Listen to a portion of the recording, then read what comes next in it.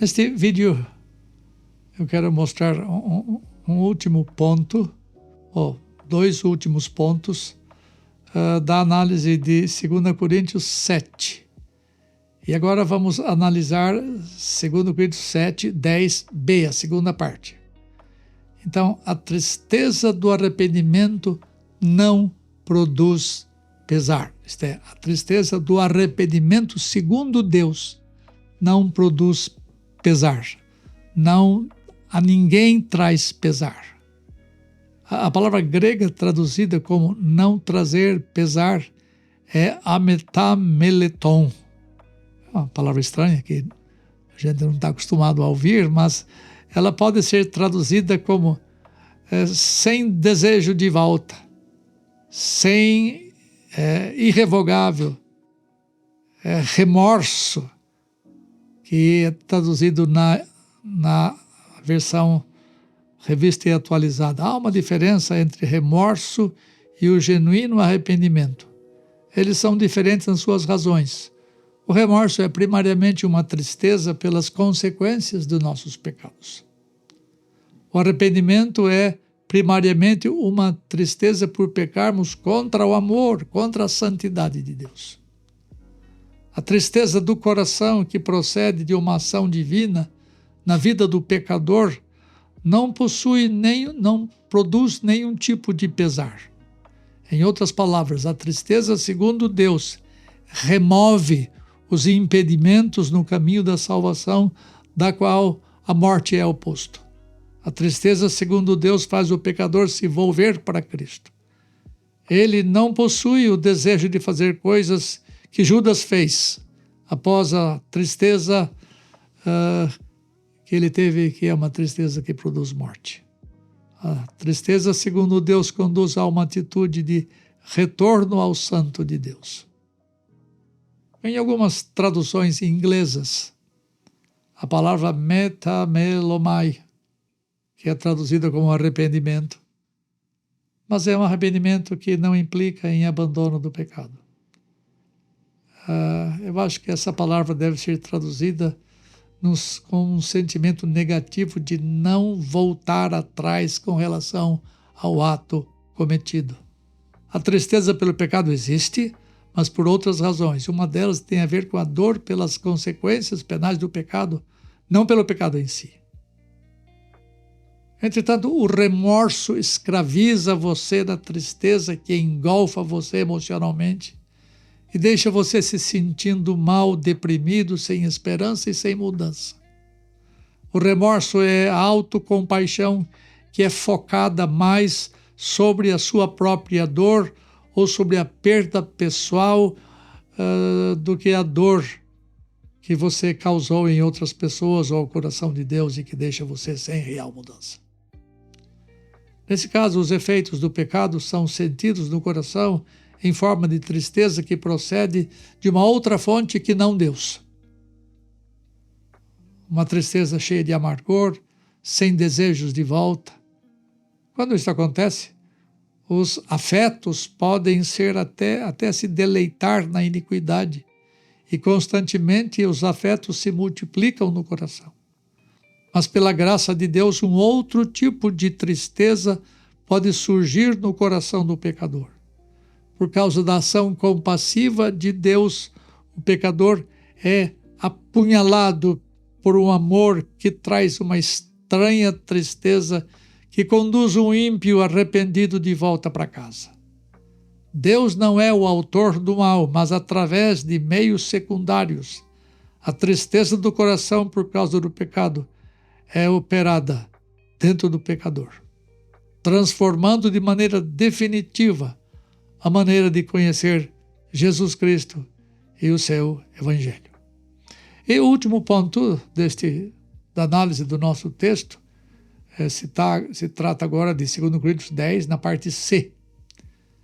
O ponto é o seguinte: a tristeza proveniente de Deus é contrastada com a tristeza proveniente do mundo. O texto fala, mas a tristeza do mundo produz morte. Enquanto a tristeza ocasionada por Deus é uma manifestação da vida, a tristeza ocasionada pelo mundo é a manifestação de uma morte já existente no pecador. Muitas pessoas reconhecem as consequências desagradáveis dos seus pecados e são persuadidas de que são culpadas.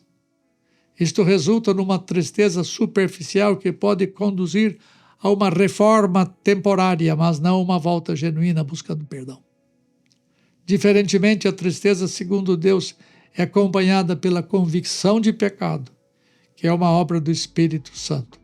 Veja depois Atos 2:37. A tristeza que não leva ao arrependimento é uma tristeza apontando para a morte continuada na existência do pecador. Na verdade, não é a tristeza que produz morte, mas a tristeza de alguém que está morto, uma tristeza que não leva ninguém a buscar a vida. É uma tristeza que leva a pessoa a permanecer no estado de morte em que ela já se encontra. O que aconteceu a Judas é uma expressão, um exemplo clássico que ilustra o resultado da tristeza do mundo que o levou a tirar a própria vida. Nesse sentido, a tristeza é tristeza de morte. Judas deu cabo à vida, porque a tristeza que ele teve não procedeu de uma ação compassiva de Deus, mas a sua tristeza teve o mundo como a sua fonte. Diz o texto da Escritura, Mateus 27, 3, 4. Escuta só. Então Judas, o que traiu Jesus, vendo que Jesus fora condenado, tocado de remorso, aqui a palavra grega é metameletes, devolveu as 30 moedas de prata aos principais sacerdotes e aos anciãos. Perceba que Judas sentiu remorso, mostrando que havia feito alguma coisa muito feia. Mas não houve tristeza proveniente de uma ação divina. Ao invés de ele se voltar para Deus, ele deu cabo à sua própria vida, tão cheio de tristeza amarga ele teve. Veja o que ele diz a seguir. E ele disse, pequei, traindo sangue inocente. Está lá em Mateus 27, 4 e 5. Pequei, traindo sangue inocente. Eles, porém, responderam, que nos importa? O problema é seu. Então Judas, atirando para o santuário as moedas de prata, retirou-se e foi enforcar-se.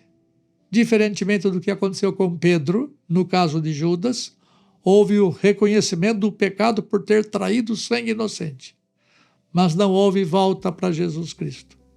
O remorso é um sentimento de culpa, uma sensação terrível de mal-estar pelo fato de um erro ter sido cometido contra uma outra pessoa. Entretanto, o remorso não é uma tristeza amarga que provoca resultados positivos do pecador. O remorso produz inquietação, um desconforto que leva o pecador a uma atitude extremamente negativa. No caso de Judas, o remorso o levou ao suicídio. Tão grande era a pressão de culpa no seu coração por ter feito aquela traição ao Santo de Deus. A princípio, em sua vida de ignorância do Evangelho da Graça, Martinho Lutero lutava com a ideia de arrependimento. Olha o que ele diz. A palavra de arrependimento era alguém disse dele. A palavra de arrependimento era repulsiva a Lutero. Mas quando ele aprendeu a revelação do livre perdão, todos os textos a respeito do arrependimento começaram a ter um charme para ele e começaram a atraí-lo. Nos tempos de trevas espirituais, mesmo em sua religiosidade, Lutero abominava o verdadeiro arrependimento.